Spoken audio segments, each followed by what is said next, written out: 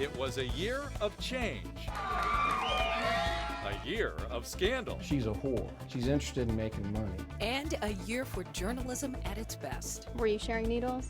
No. You never shared needles? I share with my wife, but nobody else. From the in-depth investigations to the stories you watch most, we explored WDRB's top stories of 2015.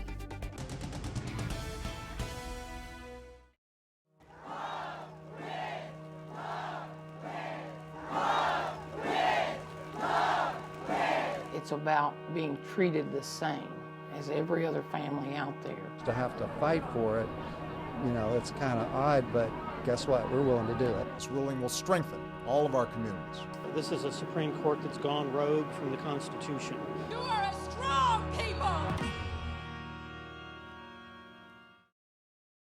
Randy Johnson and Paul Campion joined the Kentucky lawsuit against the state's gay marriage ban for one reason: their kids.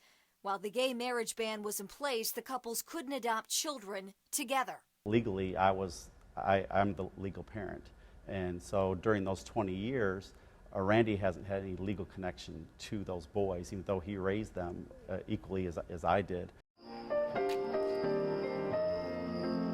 The 6 couples from Kentucky joined plaintiffs from Ohio, Tennessee, and Michigan in their Supreme Court fight. And out of all the couples involved, Larry Usunza and Tim Love were the very last to be married.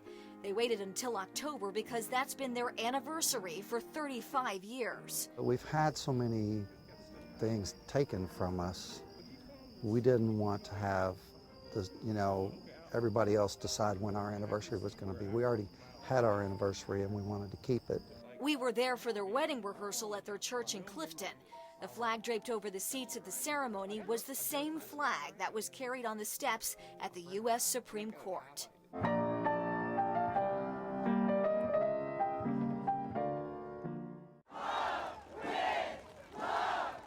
There are numerous couples in Kentucky who are gay, but there are only 6 couples who went to the U.S. Supreme Court. And I wonder what you tell your children, what you tell yourselves about why you challenge Kentucky's ban. Throughout this entire thing, all of the plaintiffs have not been in this to say we were right and now we destroy the opposition, but to say we are right. To allow our kids to see that discrimination has been happening and we can do something about it.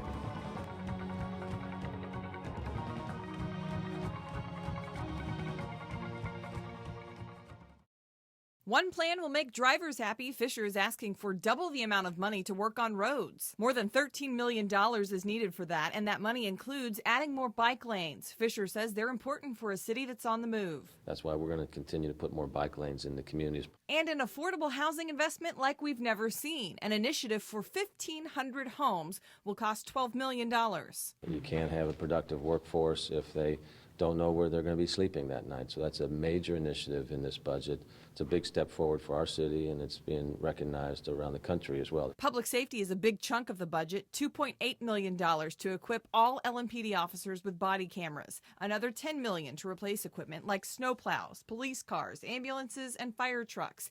Close to $8 million to upgrade the city's 911 radio system. $1.8 million is needed to help expand Animal House, allowing the city to eventually leave the outdated Manslick Road facility once private dollars are raised. To build the new South Central Regional Library in Okolona, it'll take $14.5 million.